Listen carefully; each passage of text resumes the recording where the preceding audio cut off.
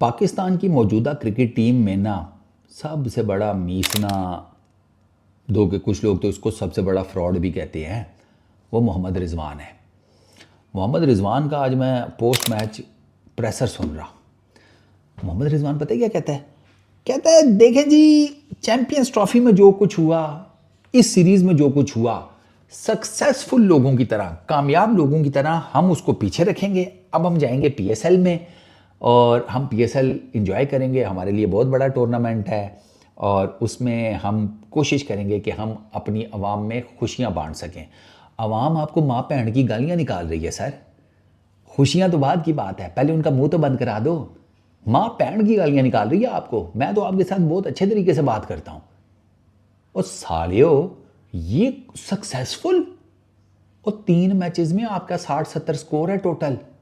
आप 3 ODI matches में New Zealand के अंदर 40 नहीं टप्पे। कौन से सक्सेसफुल, कौन सी सक्सेस? अभी ये सक्सेस सीधा सीधा वो भी मेरा ख्याल है पता नहीं आपको मिल रहा है या नहीं मिल रहा, क्योंकि तेल पानी चेंज हो तो बंदा फिर कोई ठंडे दिमाग से सोच लेता है। वहाँ उधर भी डक्का लगा हुआ है क्या? वो भैंस की आंख, हर जगह डक्का लगा हुआ है। रन्स का डक्का लगा हुआ है, बाउंड्रीज का डक्का लगा हुआ है, मेल मिलाप का भी डक्का लग गया आपका। क्या चल रहा है तुम लोगों की तरफ भाई? ये चल क्या रहा है? कौन सी सक्सेस है जरा मुझे बताना। न्यूजीलैंड में आप 3-0 से हार गए हैं, हालांकि आपके पास बहुत चांस था ये सीरीज जीतने का, ठीक है। और वो भी उनके यार 20 सीड, मतलब उनके मेन बॉलर्स वो उधर आईपीएल खेल रहे हैं, आप उनके मेन बॉलर्स को यार टारगेट नहीं कर सके। ओ सॉरी, ये 20 सी क्लास के बॉलर्स को टारगेट नहीं कर सके। उनके आगे आपने किया मुजरा, और मुजरा ऐसा किया आपने नरगिस और दीदार को पीछे छोड़ दिया।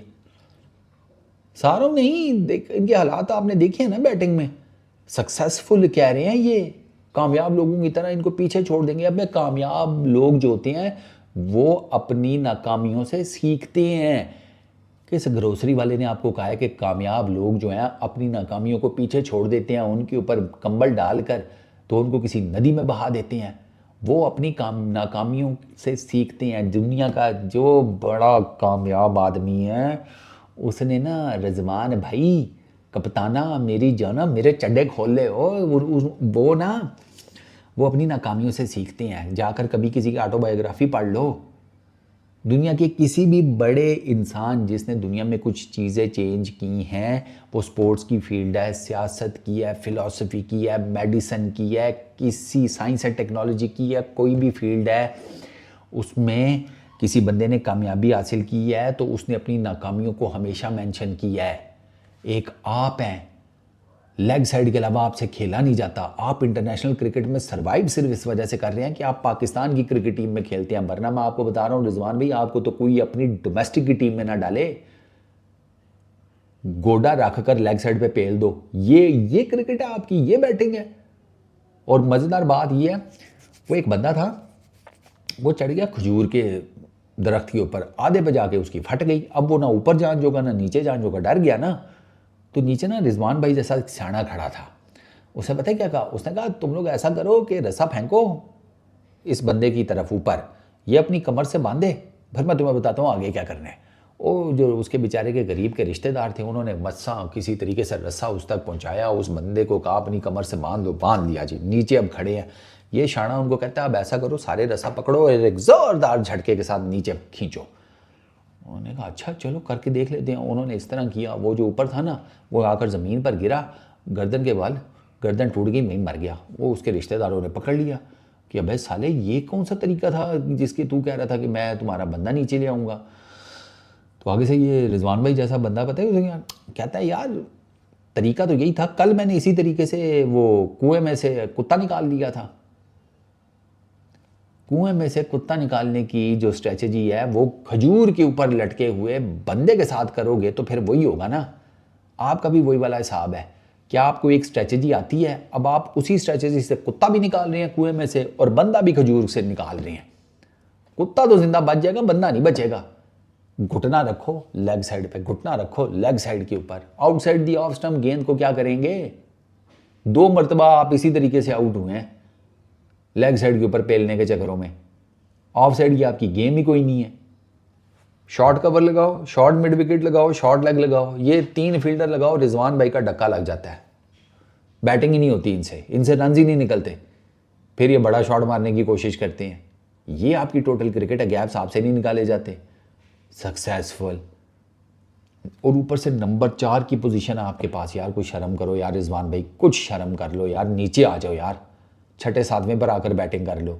4 नंबर इतनी क्रूशल पोजीशन ओडीआई क्रिकेट की, आप अपनी गद्दी के नीचे, और गद्दी भी नहीं, घंटा मेरा, ये अपने नाड़े के साथ बांध कर बैठे हुए हैं।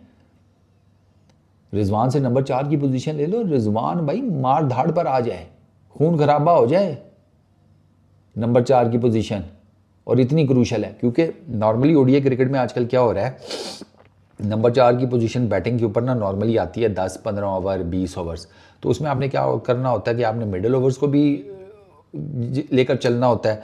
जो मोमेंटम आपको इनिशियली मिला होता है आपने उसको कैरी करना होता है मिडिल ओवर्स में, और जाकर फिर आपने एंड के ऊपर हिटिंग करनी होती है।